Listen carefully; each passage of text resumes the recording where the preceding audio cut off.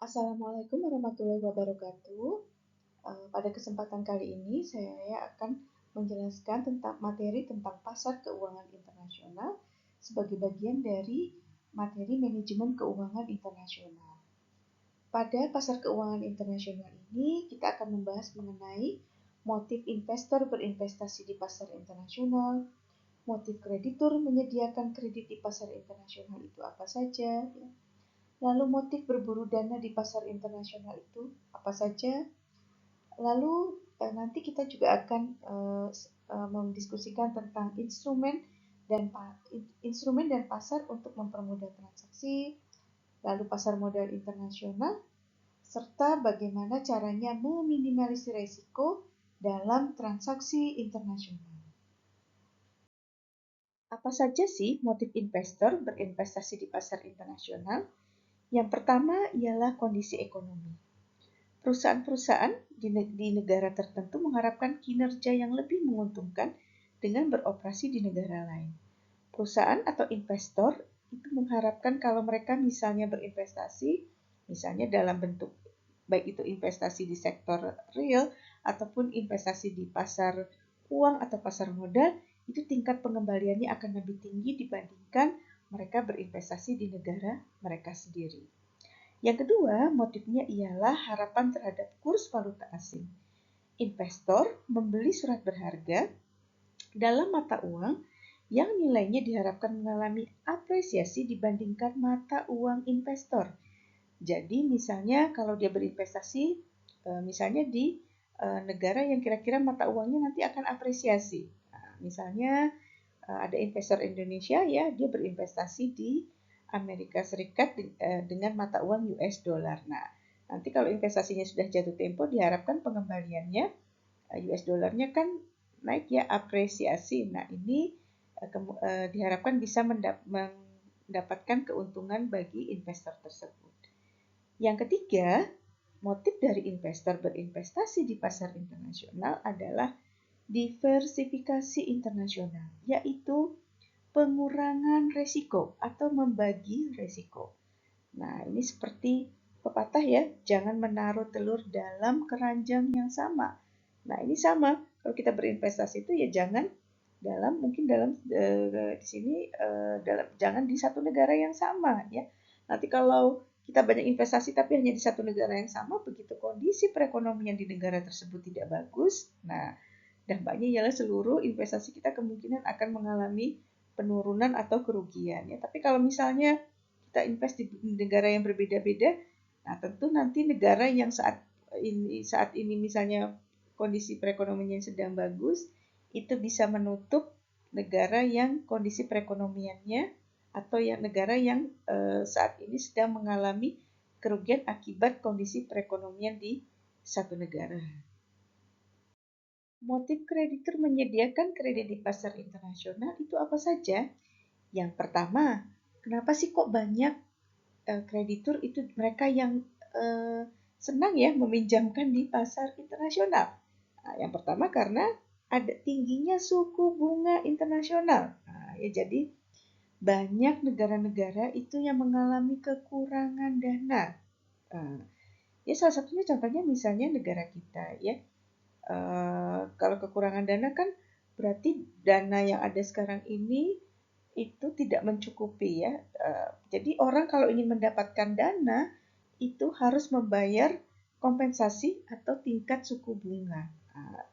Kalau dananya semakin sedikit tentu kompensasi yang harus dibayarkan untuk mendapatkan dana tersebut tentu akan semakin tinggi. Nah, kondisi inilah yang dimanfaatkan oleh investor-investor dari negara lain. Mereka mungkin ingin sekali mencari celah ya atau mendapatkan peluang dari negara yang sedang mengalami atau memang tidak memiliki dana yang cukup. Nah, tapi dengan apa? Dengan kompensasi suku bunga yang tinggi. Nah, lalu kemudian motif kreditur dalam menyediakan kredit di pasar internasional antara lain yaitu harapan terhadap kurs falas ya. Kreditur biasanya mempertimbangkan untuk mensuplai modal kepada negara-negara yang mata uangnya diharapkan mengalami apresiasi terhadap mata uang si kreditur, sehingga nanti harapannya kreditur akan mendapatkan return yang lebih tinggi ya dari dana yang dia pinjamkan.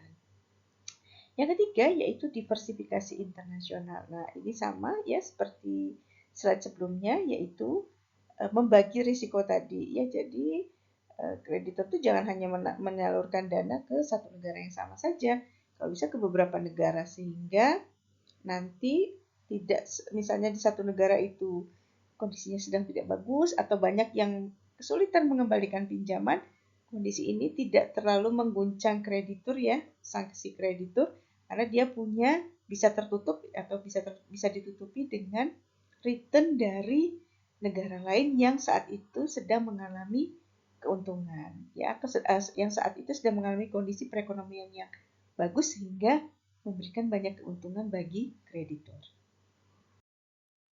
Oke, sekarang apa sih motif berburu dana di pasar internasional? Nah, apa sih? Nah, banyak juga ya perusahaan-perusahaan maupun perorangan itu yang berburu dana di pasar internasional. Apa sih motivasinya? Yang utama ialah adanya suku bunga yang rendah atau suku bunga yang lebih rendah dibandingkan yang ditawarkan di negaranya. Nah, ya jadi misalnya di negara kita saat ini suku bunganya tinggi ya, misalnya dibandingkan negara lain, misalnya dibandingkan Amerika, Eropa ya, sehingga mungkin ada misalnya perusahaan ya yang ingin meminjam dana, minjamnya mungkin kan tidak dalam jumlah yang sedikit ya, minjamnya kemungkinan dalam jumlah yang sangat besar. Nah, daripada mungkin meminjam di Indonesia, dia mungkin pinjam ke negara lain yang suku bunganya lebih rendah ya. Nah, jadi sehingga nanti bayar bunganya dan angsuran pokoknya itu akan lebih rendah. Lalu yang kedua yaitu harapan kurs falas. Peminjam yang mengharapkan suatu kurs mata uang asing akan mengalami depresiasi. Nah, dia kalau bisa kalau minjam ini ke negara yang mata uangnya kemungkinan akan mengalami penurunan atau depresiasi ya. Karena kebanyakan mempertimbangkan untuk meminjam valuta asing tersebut dan mengkonversikannya ke dalam mata uang lokal. Salah satu instrumen dalam pasar internasional adalah euro-dolar. Euro-dolar adalah deposito dalam dolar Amerika Serikat yang disimpan di bank-bank yang berlokasi di Eropa dan benua lainnya. Faktor-faktor apa saja sih yang mempengaruhi pertumbuhan euro-dolar? Yang pertama, adanya peraturan Amerika Serikat yang membatasi bank-bank Amerika Serikat dalam menarik pinjaman luar negeri. Yang kedua, pagu suku bunga yang dikenakan pada deposito Amerika Serikat mendorong dilaksanakannya transfer dolar ke pasar euro-dolar, di mana tidak ada peraturan seperti itu. Ya. Yang ketiga, persyaratan cadangan wajib tidak dikenakan terhadap deposito euro-dolar. Nah, ini kalau depositonya dolar di Amerika Serikat kemungkinan akan dikenakan ya, ada persyaratan, mungkin ada persyaratan tertentu ya. Dan pasar euro-dolar mendapat kucuran dana melimpah dari negara-negara pengekspor minyak yang mendapat windfall profit. Ini profit yang luar biasa ya dari kenaikan harga minyak. Pasar euro currency memudahkan pasar dana internasional khususnya yang berjangka waktu pendek, di mana bank-bank komersial menjadi perantara dalam menerima deposito berjangka pendek dalam berbagai mata uang dan memanfaatkan dana ini untuk disalurkan dalam kredit yang berjangka pendek. Euro currency atau pasar euro currency ialah termasuk bank-bank di Asia yang menerima deposito dan menyalurkan pinjaman dalam mata uang asing. Di Asia disebut Asian Market yang terkonsentrasi di Hong Kong dan Singapura. Sedangkan pasar euro kredit melayani unit ekonomi yang kekurangan dana terutama dalam kredit jangka menengah dengan jangka waktu pinjaman lebih dari 1 tahun dan jatuh tempo umumnya 5 tahun. Oke, banyak Eurobank yang menggunakan floating rate Euro credit loan di mana suku bunga sejalan dengan pergerakan suku bunga di beberapa pasar uang seperti LIBOR. LIBOR ini ialah London Interbank Overnight Rate, yaitu suku bunga yang umumnya digunakan bagi pinjaman antar bank di Eropa. Selain pasar Euro kredit, ada juga yang dinamakan pasar Eurobond yang tujuannya memudahkan transfer dana jangka panjang dari pihak yang kelebihan dana ke pihak yang kekurangan dana.